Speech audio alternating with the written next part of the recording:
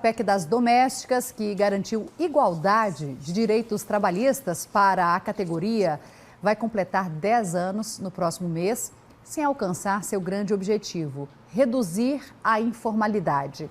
Dados da Pesquisa Nacional por Amostra de Domicílio, divulgada aí pelo IBGE, revelam que em 10 anos o número de trabalhadores domésticos sem carteira assinada cresceu quase 20% aqui em Goiás. E a gente está recebendo aqui no estúdio a advogada, trabalhista, professora de Direito do Trabalho, doutora Juliana Mendonça, que vai falar para a gente aí sobre esses números. Doutora Juliana, muito bom dia, seja bem-vinda. Esses números poderiam estar melhores. O que vocês analisam aí na área do Direito do Trabalho? Por que esse crescimento da informalidade? O que observa-se é que não podemos acreditar apenas o fato do aumento de direitos dos trabalhadores domésticos ao aumento da informalidade. A lei veio para corrigir desigualdades entre trabalhadores urbanos, rurais e os trabalhadores domésticos, o que foi muito bom.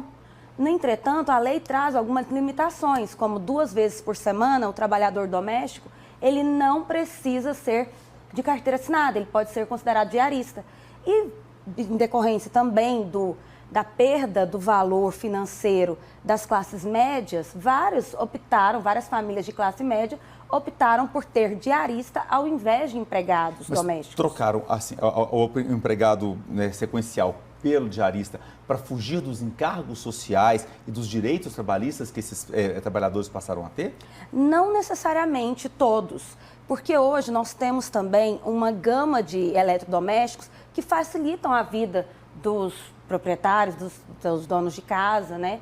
Então, dessa forma, em algumas, as casas estão menores também, em algumas situações, percebe-se que também é de interesse dos trabalhadores não quererem ter a carteira assinada e assim trabalhar 1, 2 vezes na casa das pessoas e ganhar mais. Entretanto, a gente vê o risco da insegurança, se esses trabalhadores não, por exemplo, recolhem os benefícios sociais, eles ficam à margem da sociedade. Então, se ocorrer um acidente, alguma situação, não vai ter o sistema social para poder guarnecer essas pessoas.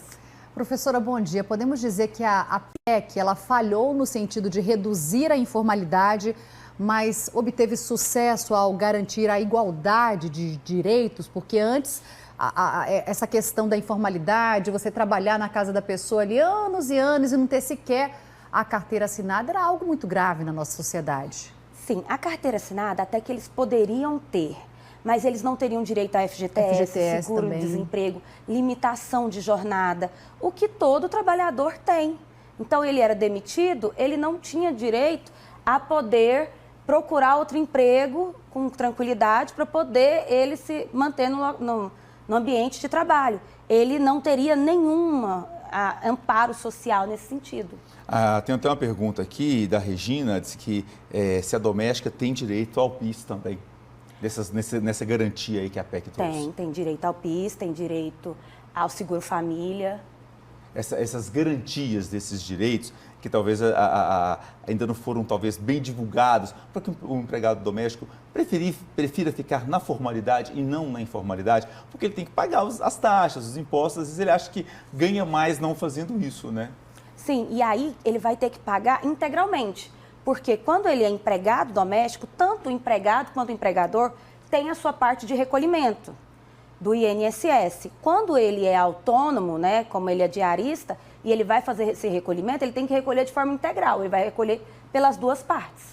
10 anos depois, quais são os desafios que ainda temos para garantir ainda mais permitir o avanço dos direitos desses trabalhadores e trabalhadoras domésticas? Acredito eu que seria muito importante o conhecimento, tanto da parte dos empregados quanto dos empregadores. Os empregadores falham também, muitas vezes, no conhecimento da legislação em si. Por exemplo, é obrigação do empregador fazer a anotação do ponto desses trabalhadores. E muitos empregadores não sabem disso. Acham que, como nas empresas urbanas e rurais, eles só precisam registrar o ponto desse trabalhador a partir de 20 empregados. E na lei é obrigatório. Uma outra situação também muito comum, que também os empregadores deixam de ter conhecimento é que se ele levar esse trabalhador para uma viagem, ele tem que pagar um adicional. Então, assim, eu acho que apesar da lei ter 10 anos, o conhecimento dela, tanto por parte dos empregados, dos benefícios e dos direitos, ainda são muito escassos. Como que deve ser feita essa anotação, né, para as pessoas que ainda não têm conhecimento? De forma comum mesmo, informalmente, para garantir que isso seja respeitado, esses horários? A anotação da jornada é muito simples. Você pode comprar numa papelaria, tem um custo de R$20, dura muito tempo. A empregada chega, anota o horário, na hora que ela vai sair, ela anota o horário de intervalo, na hora que ela volta do intervalo, do almoço, por exemplo, ela anota novamente, na hora que ela for embora, da mesma forma. Se ela almoça na casa da família, como é que fica? Ela vai ter que tirar o intervalo dela. Mas o almoço dela é considerado o tempo de intervalo. Então, ela vai almoçar, fazer higiene pessoal, descansar ali um pouquinho, que pode, inclusive, ser reduzido esse intervalo de tempo para 30 minutos.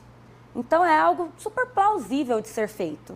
Então não é tão difícil assim, né? Ficam aí esses alertas, porque a informação realmente é fundamental nesses 10 anos de PEC. Então, a gente percebe que precisa divulgar um pouco mais esses direitos, esses deveres de todo mundo. Doutora Juliana Mendonça, muito obrigado pela participação conosco aqui no Bom Dia Goiás. Obrigada eu. Fico à disposição. Muito obrigada.